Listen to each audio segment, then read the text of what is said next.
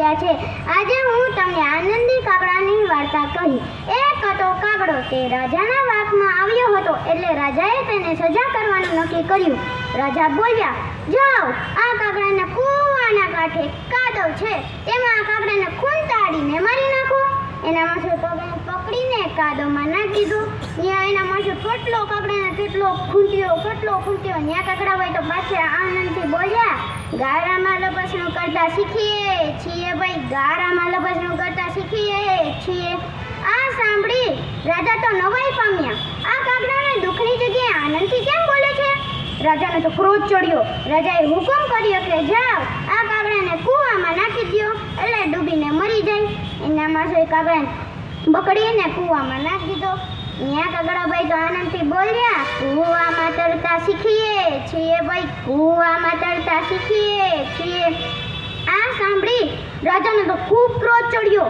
રાજાએ હુકમ કર્યો કે જાઓ, આ કાગડાને મોટા એવા કાંટાવાળા જાળામાં નાખી દો। એના માથે કાગડાને પકડીને કાંટાવાળા જાળામાં નાખી દીધો। ત્યાં કાગડાભાઈ તો આનંદથી બોલ્યા, કૂણા કાન વિંધાવીએ છીએ ભાઈ, કૂણા કાન વિંધાવીએ છીએ।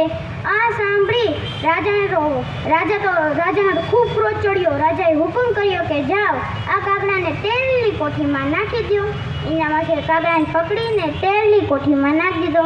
ત્યાં કાગડાભાઈ તો પાછા આનંદથી બોલ્યા, તેલ કાને મૂકીએ છીએ ભાઈ, તેલ કાને મૂકીએ છીએ।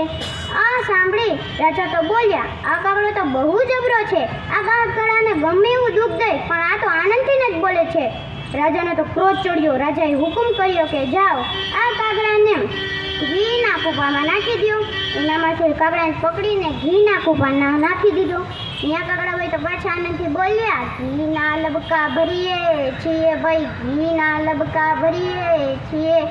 આ સાંભળી રાજાને તો ખૂબ ગુસ્સો આવ્યો। રાજાએ હુકમ કર્યો કે જાઓ, આ કાગડાને ગોળની કોઠીમાં નાખી દો।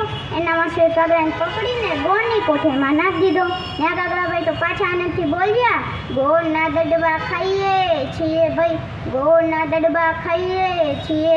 આ સાંભળી રાજાનો તો ગુસ્સાનો પાર ન રહ્યો। રાજાએ હુકમ કર્યો કે જાઓ, આ કાગડાને પહેલા છાપરા પર ફેંકી દો। એના માથે કાગડાને પકડીને છાપરા પર ફેંકી દીધો। ત્યાં કાગડાભાઈ તો પાછા આનંદથી બોલ્યા, નળિયા ચાળતા શીખીએ છીએ ભાઈ, નળિયા ચાળતા શીખીએ છીએ। આ સાંભળી રાજા થાકી ગયા। તે બોલ્યા, આ કાગડાને આપણે શિક્ષા કરી શકશું નહીં, એટલે આ કાગડાને પોતાના ઘરે જવા દો। એના માથે કાગડાને પકડીને ઉડાડી દીધો અને કાગડો ફરતો પોતાના ઘરે વયો ગયો। આ વાર્તા પરથી આપણે આ શીખ મળે છે, ગમે એવી પરિસ્થિતિમાં આપણે આનંદથી રહેવું જોઈએ। અસ્તુ।